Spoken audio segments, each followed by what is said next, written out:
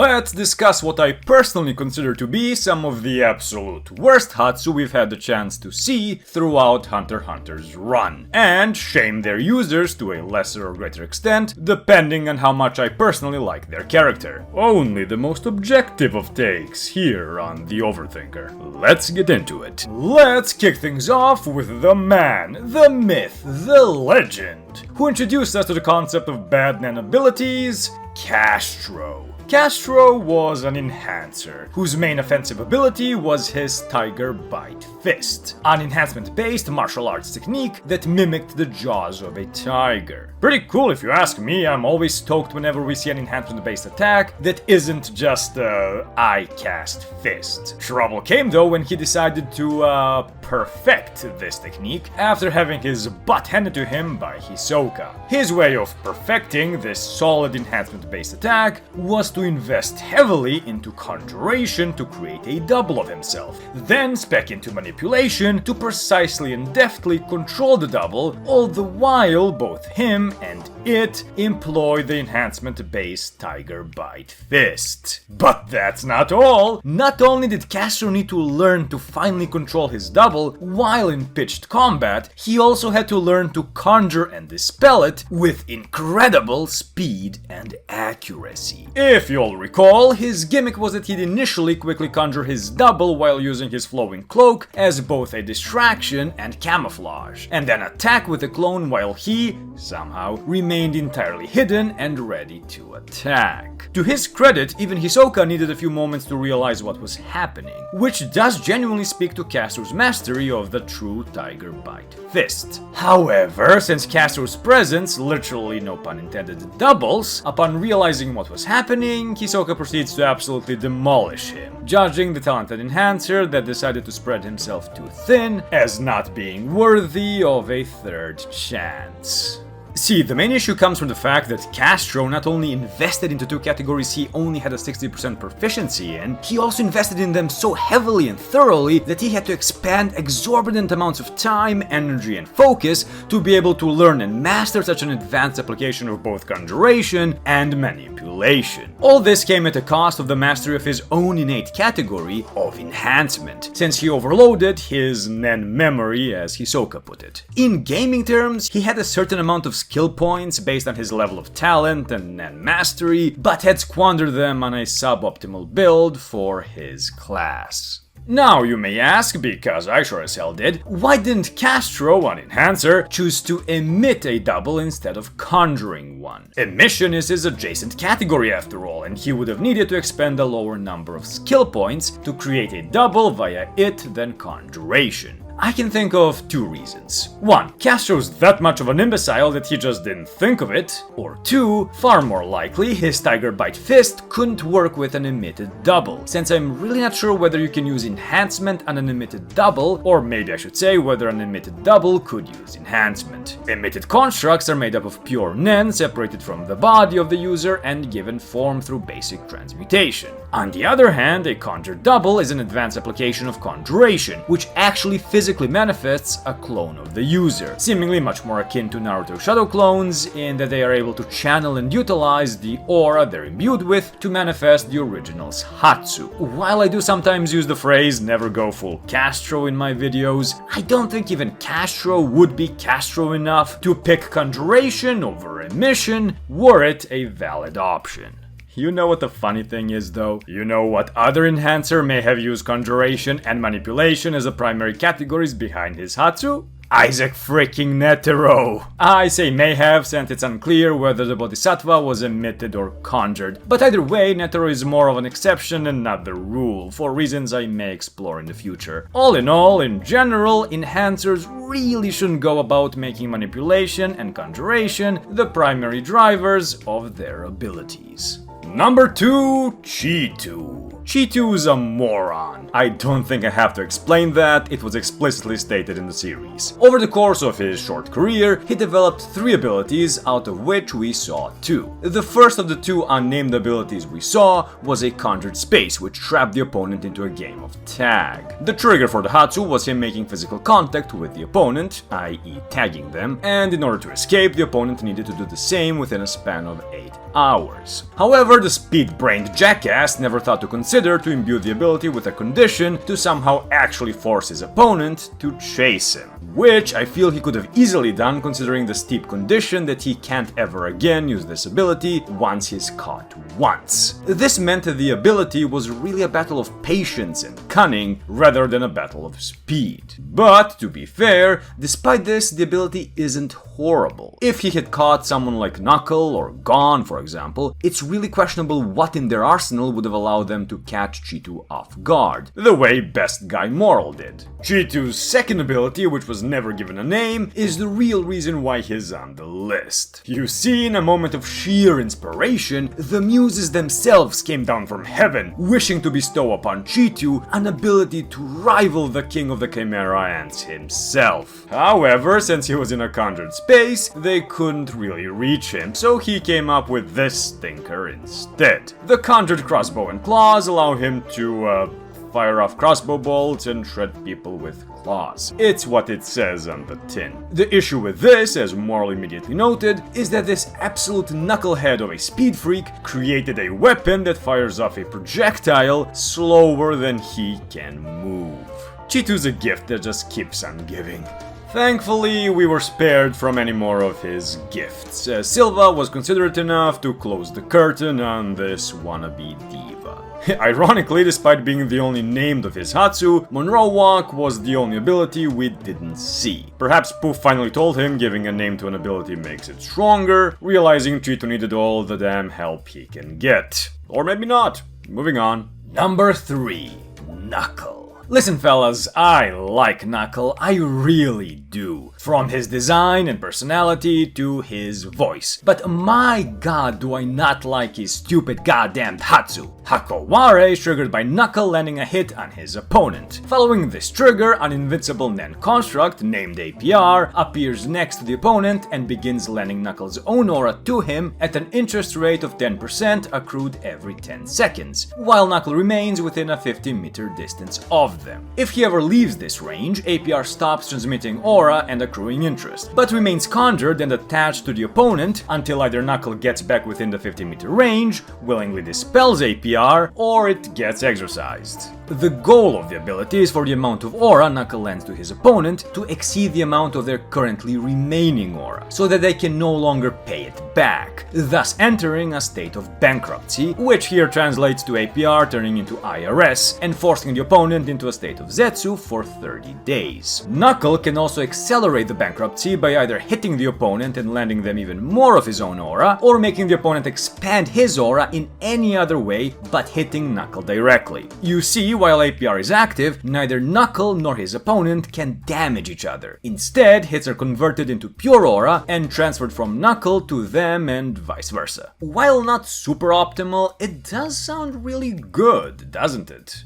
It would've had Knuckle stayed an emitter like an older databook previously claimed. But Togashi went on record to designate Knuckle as a pure conjurer. Why is this a problem? While APR as a conjured Nen construct makes sense, especially since non-categorical supernatural effects like invulnerability are something conjuration as a category excels at, the transference of aura is an entirely emission-based effect. And hey, do you know which category is opposite of emission? That's right, conjuration. The very core of Knuckles' Hatsu is entirely based in the category that's directly opposite his own. Need I say more? I mean, I will, I just don't feel like I have to. So, since conjuration is opposite emission, this means he would have had only a 40% aptitude for it, which in turn entails a few things. APR's 10% interest rate could potentially have been as high as, if not higher, than 25%, were Knuckle an emitter. This would have meant he could trigger bankruptcy much more quickly.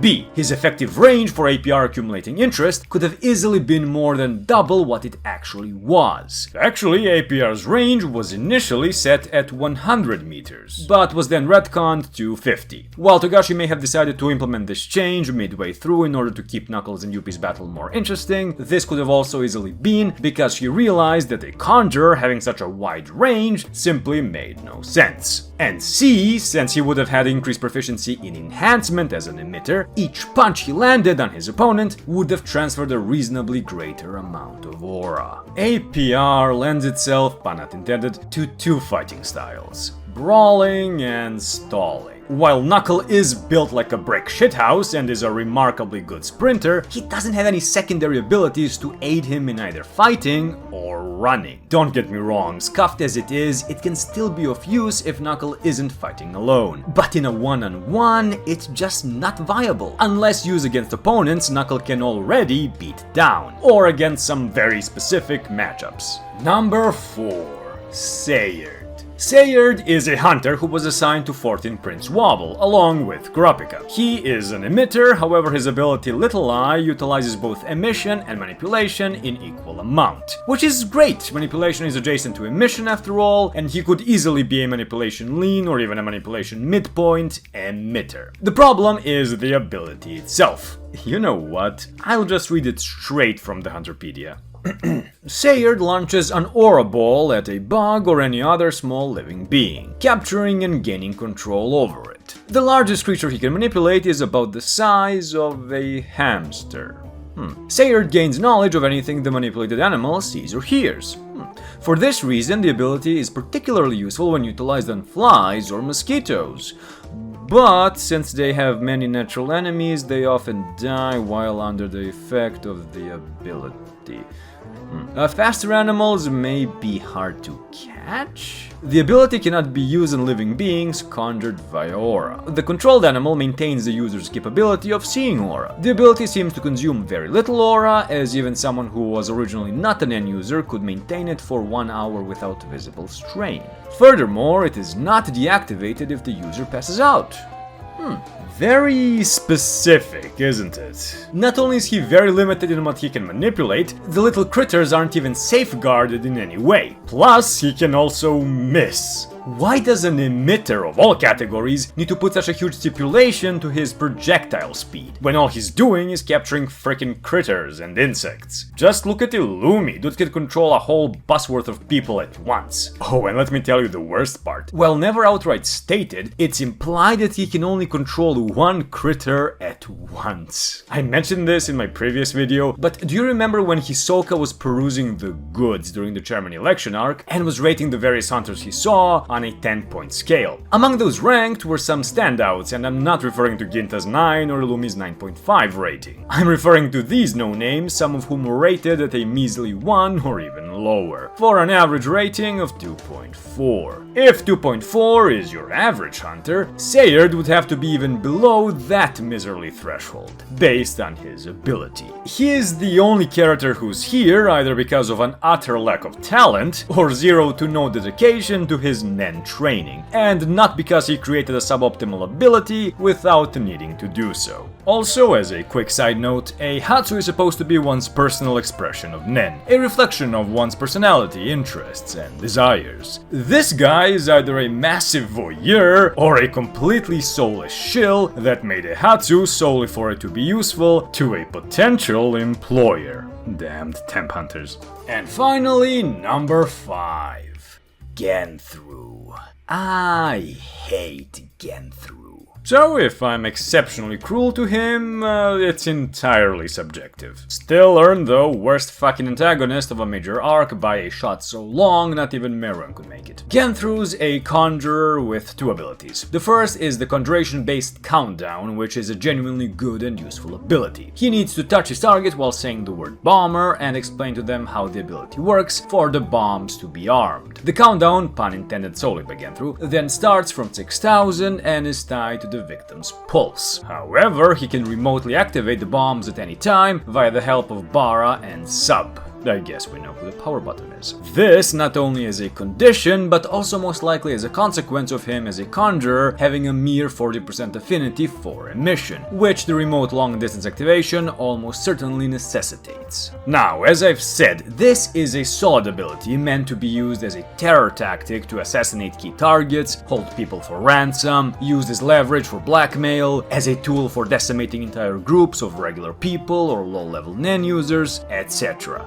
Countdown fulfills its niche and intended purpose reasonably, arguably exceptionally well. As you can see, Countdown isn't why he's on the list. His second ability, Little Flower, is the Soul Offender. Little Flower is a transmutation-based ability which allows Genthru to imbue his aura with explosive properties, and detonate it upon touching or grabbing hold of an opponent. On paper, you think it's a decent secondary ability. It can catch an opponent by surprise, provides a simple yet seemingly effective melee option to either act as a deterrent or be used at times when Countdown simply isn't a viable option. If you've seen my previous videos, however, you already know where this is going. Nen users are not immune to the properties or effects their transmuted aura mimics. There are 3 ways to get around this issue. 1. Emit the aura away from yourself before you transmute it into the damaging substance or before the damaging effects trigger. 2. Conjure defenses to shield yourself from the negative effects of your transmuted Nen. And 3. Just actually be immune to them, thanks to your mentally scarring and physically abusive assassination training. Scrub. Genthru, in all his smooth-brained wisdom, utilizes none of these methods. Do you know what he does instead? The dipshit coats his fucking hands in more aura than he uses to make his hands go boom boom. You probably don't fall asleep thinking of ways to communicate just how much you dislike this guy, so allow me to explain why this is a brain-dead way to go about this kind of Hatsu. So, Genthru's a pure conjurer. This means that he has an 80% proficiency in transmutation, the category Little Flower exclusively relies on. Now, while proficiency is a bit more complicated than this, let's for simplicity's sake say that 80% proficiency entails 80% effectiveness. As in, for Genthru to produce an effect via transmutation that's worth 80 points of aura, he needs to expand 100 points, i.e. 20 points will be lost to, category conversion, let's call it. Let's work with this number. Let's say Genthru wants to expand 100 points worth of aura for 1 use of Little Flower. Well, first he needs to coat his hands in more aura than his explosions generate, so as to not get it blown off as well. This means that he needs to allocate 50 points of aura just to protect his damned hand. Then he uses the other 50 points to create the explosion. However, since he has an 80% effectiveness in transmutation, the actual explosion will use up 50 points, but will actually be as powerful as if he had used 40. Roughly, if my math isn't wrong again, still waiting for someone to notice, Genthru is essentially using Little Flower at 40% effectiveness. That's the same level of effectiveness as a Nen user tapping into their opposite category. He turned a Hatsu that had all the potential to be a very powerful offensive tool into what is most likely the least powerful version of it. The only thing Little Flower is good for is taking down opponents Genthru already significantly outclasses, such as Discount Trunks or a literal child. It's a noob stomper ability that's all but rendered useless against someone on his level, let alone someone who's even slightly above him in skill and aura capacity, since all they need to do is shield the place he's grabbing with half the amount of aura Genthru's using to create the explosion. Dude, just emit your aura before you make it explode, even if it's only a meter or so away. Or, and hear me out on this, I know it's a bit crazy, use your 100% proficiency in conjuration to conjure up some damn protective gloves for yourself. Sure, you may lose on the surprise factor, but that's what Countdown is for. The only thing an actual capable opponent would be surprised at is how incompetent your ability is. Also, conjured gloves would make it more difficult for an opponent to read your aura flow. And guess with which hand you're about to use Little Flower, you absolute buffoon. And now I'm talking in the second person, like he's damn here.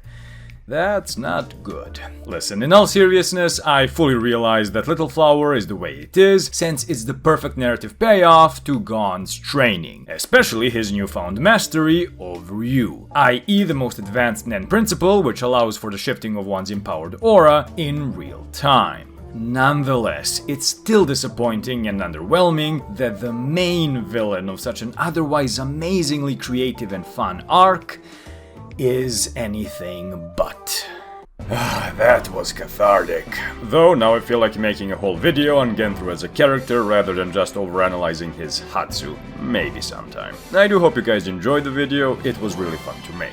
Is there a Hatsu you think deserves to be on here? There were a few more contenders, but I either explored them in detail in previous similar videos, or didn't feel like we had enough info for me to really sink my teeth into. If we can get 5 more, I wouldn't mind making a part 2 in the future, but that won't be anytime soon. I've got quite a few things in the pipeline already. As always, thank you very much for watching, feedback is always appreciated, subscribe if you like more content like this, if you'd like to go the extra mile in supporting the channel, do consider becoming a channel member, and I'll see you in the next one. Damned allergies.